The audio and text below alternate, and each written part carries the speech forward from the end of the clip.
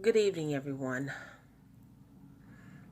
I want to talk about something that's very serious.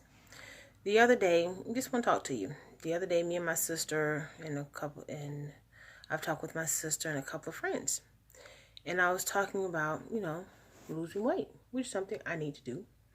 Most of Americans need to do. With that being said, I was talking to my sister and I was letting her know, I don't care how many diets you go on, I don't care how much weight you lose, until you come to the realization as to why food was your drug of choice, then only then will you change your cognitive, change your thinking, and like I said, only then will you change your eating habits. So a lot of people don't want to face the fact that food is their addiction.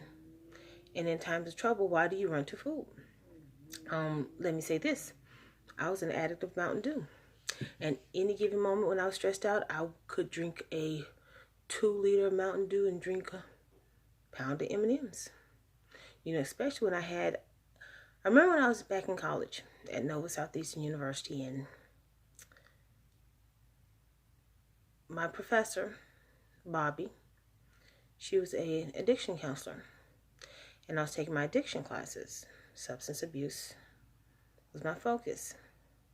With that being said, she would have us stop doing something we were doing. And mine was my Mountain Dew and my M&Ms, plain M&Ms to be precise.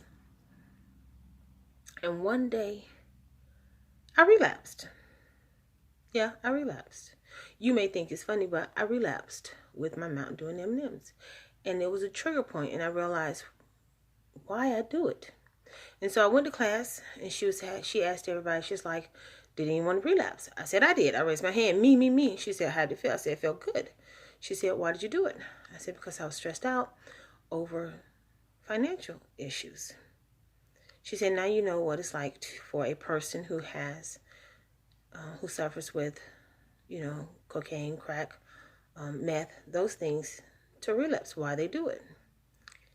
And it hit me then, but it didn't hit me until almost 20 years later. Now, with that being the case, I decided to give up Mountain Dew. I don't want it. The other day, tried to drink cherry Coke. I was going to say Pepsi, but cherry Coke. Didn't taste the same. Just didn't taste the same. It just, tastes nasty. So, I'm saying this to let you know that until you come to the realization of why food is your drug, it will continue to be your drug of choice. Okay? Years ago, again, another story. An epiphany. Let me tell you, it's an epiphany. Years ago, I was in Nevada and I was walking. And one of my friends was like, why do people do math and why do they do this? And I was like, the same reason our fat asses over here walking. Because we fat. Food is our drug of choice. And it may not kill us as quickly as, other hard drugs, but do believe, these drugs, food does kill. The reason why I say that is because you have obesity, heart disease, high cholesterol, high blood pressure, this, that, all these things, diabetes, it kills. And a lot of people don't want to come to that realization, but I'm coming back to say this.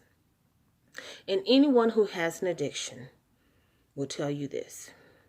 When you come to the realization of why you choose food as your drug of choice, then and only then will you be able to lose your weight and to stop making food your drug.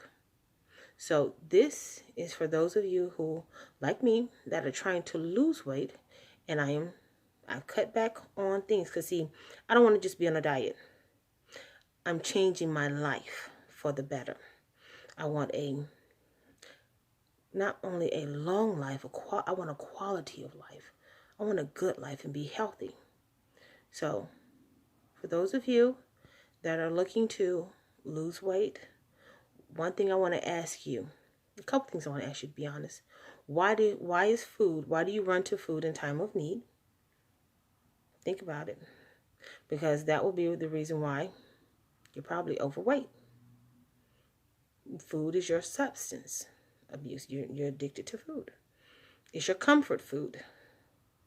And when you figure this out, then and only then will your cognitive change. And once your thinking habits change, then your actions will change. This is yours truly, Rebecca Mercedes. Love you, and I wish the best for you. Be blessed.